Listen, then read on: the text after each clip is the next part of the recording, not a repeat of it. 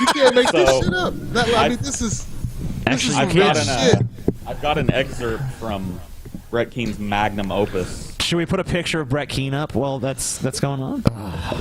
Come on, buddy. Eternal Undying Love 3. Serpents in the Cradle. Serpents in the Cradle. I want to read you a... Is the book dedicated to McDonald's, or what fast food place did he dedicate it to?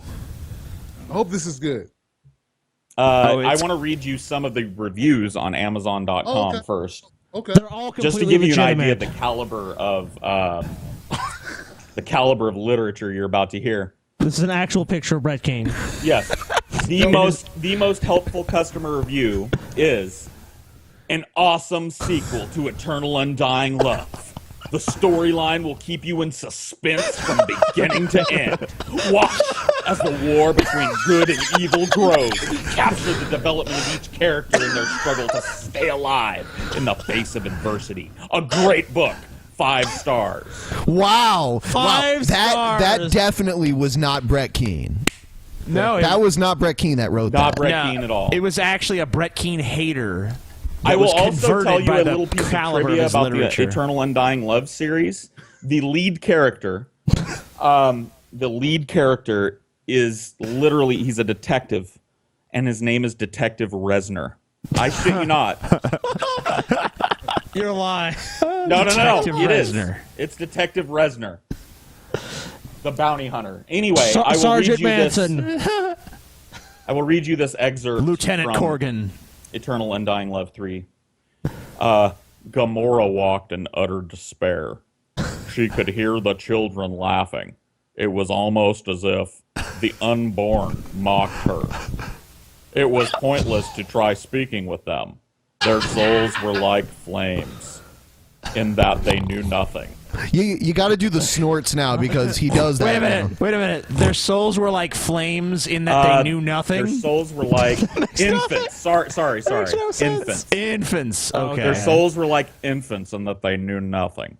Okay. It was strange that the dead situation, the dead were the most, at the most, could not interact with the unborn. Her mother had taught her long ago that the dead and... I can't even read this shit. It doesn't make sense. It's not, like, as a sentence, it doesn't make sense. Do it anyway. Like, I can't figure out an inflection. Like, I can't even use Brett Keane's flat inflection. My mind just halts at trying to read the sentence. Just fucking do it. Read the sentence. Get through it. Her mother had taught her long ago that the dead and love are of 2 different planes. The dead and love are on 2 different planes. This is like a 13-year-old's like emo novel. Oh, keep going. They will never know of one another until the you guys honestly, like, I've been reading a long time, and I'm having a hard time with this. Like a genuine hard time figuring out how to even formulate this into a sentence. They will never know of one another until the living become dead. The sad paradigm was that once you were dead, you knew of nothing anyway. The damned don't even realize that they are damned. You're in one of them damned situations. You are so damned. What a fucking mess, Brett. You should be ashamed of yourself for shilling this shit to your subscribers early on in your... Are there any more reviews? Oh my god. Yes, I've got plenty of reviews for you. Great. I need more input. If I want to read this myself. Are there some negative reviews on there as well? I'm assuming from people who actually read this. I will throw in a sprinkling of negative reviews as well. All right. Go ahead. In fact, we'll get one right now. There's one, I don't know who would write this. It's a 1-star review entitled "Don't Trust the Author," and it says Brett Keane is well known on YouTube as a liar. He has accounts that he uses for flagging, so I bet that he has some accounts on Amazon to promote his book. Some of his reviews are most likely fake.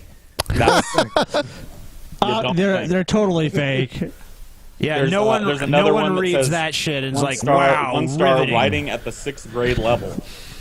I bought a copy of this book, and it's a verified purchase, so somebody actually bought Brett Keane's book. Wow. Damn.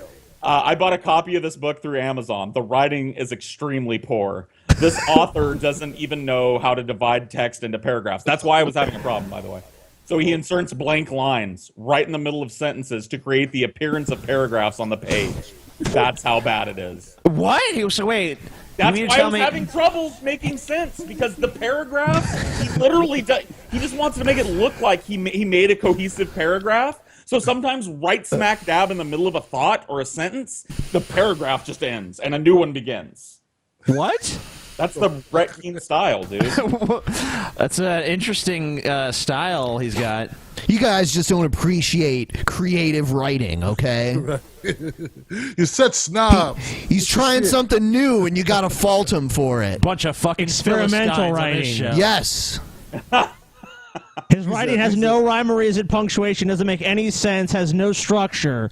But you know what? At the end of the day, he's trying something new. That's right. Yeah. He's a gifted communicator, an expresser of thoughts, words, and shit. Detective Reznor mused that the dead are like the living, but when the dead become the living, then the living become the dead, and They are dead and not living. by the time you're But dead, dead. by the time you're dead, you realize you're not alive. I have to It's the read great- another. It's I the have to great read another paradigm review. of life. All right, go ahead. Go ahead. This review is a 5-star review. Another Brett Keane review, in other words. Yes. Yes. And it is entitled, and I quote, "The most intriguing works I've read this year." And intriguing is spelled ENTRIGNG. Okay, that's 100% verified to be a Brett Keane review. Oh my And goodness. the review is as follows. This is one of the best books that I have ever read. The non-stop series of event will keep you on the edge of your seat. Event. This book bring to life the worst of our imaginations about the war between good and evil. Let me read that sentence again. This book bring to life the worst of our imaginations about the war between good and evil. With the dead rising from the sea and the war starts and the dying of the human race as a whole, this book will keep you in suspense from beginning to end. An edge of your seat thriller. Yes. Once you start, you will not be able to put it down. A non-stop, pulse-pounding thrill ride. Buying this book is a great investment for any family. The whole family. It's going to appreciate in value. People are going to pass it down for generation after generation. Like 300 years from now, people are going to be like rich. They're going to have kingdoms where they're just like, I own a copy of whatever Brett Keane's terrible fucking book One is. day, people are going to come up to me and be like, "Didn't you know the Brett Keane, author of the esteemed, undying, eternal What are you talking bullshit about? Brett trilogy?" Keane's have such great influence. You're going to meet a fucking Brett Keane prison camp. What are you talking about? No, he's going to die early because, tragically, writers and shit, But then his books will be discovered posthumously, and he'll be recognized for the genius he truly was. Right. Of course. And we'll all be, we'll all be morons. We'll be the idiots that gave him bad reviews. Aliens will like land on our planet. They'll find this book and be like, man, humanity really did fuck up this place, and they'll just take off after that. Yeah, Eternal Undying Love, the trilogy is the reason that aliens have not made first contact with our species. They were willing to look past the female genital mutilation. They were willing to look past the racial and economic inequality, but once they saw Eternal Undying Love 1, 2, and 3, they're like, there is no hope for this species. We must go now. I still don't know what the fuck the books are about. It was this guy's attempt at fiction. I don't know how well you know Brett Keane, but he's been around on YouTube since pretty much it started, and he used to be a famous atheist on YouTube, and now he's a very obscure Christian. And the only time anyone ever really notices what he does is when we put him on our channel and laugh at what he TJ, does. remember when you called them out too? It's like, Brett Keane, what do you do? Because like you don't like. It's like, what is it? What is it that you actually do to support yourself? You're always complaining about money, and he's like, I write these books. And it's like, and she is like, dude, I sold books with the same site as you. I sold like 5 copies, and I passed you. So you're not making money selling books. What the fuck are you doing? And like, you're always like, it just didn't make any fucking sense. This guy's always disingenuous. Remember, like, what was it? The hymn song he stole. He stole a bunch of famous songs, switched around, switched around some words in them, and like, I'm a genius. It's like, people have fucking Google, dude. They're gonna call you out on this shit. You're a fucking liar. Yeah, it was crazy. Like, when he stole, like, some obscure-ass poem, I was like, whatever. But when I saw that he stole that song by the band Him, which was actually pretty popular at the time, I'm like, is no one supposed to notice that you did this? I mean, like, I just read it, and I'm like, this doesn't sound like something Brett Keane would write. And I just looked it up, and it's like, oh, it's the lyrics to a Him song.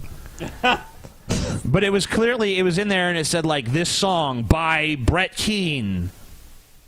And then later he said, oh, well, it just automatically did that. Oh, yeah, whatever. It was not part of the formatting of the blog post. You, Brett he wrote it. Man, you know what? You, fuck your family, too, you piece of shit. It was the only part of the...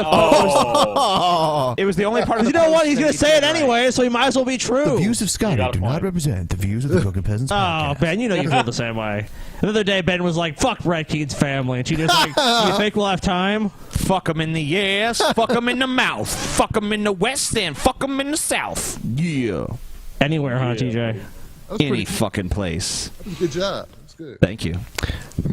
One of my favorites, I still listen to it every now and then in my because I actually like it, is Paul's rap that we played on the show the one time. Oh, yeah, that was great. Yep.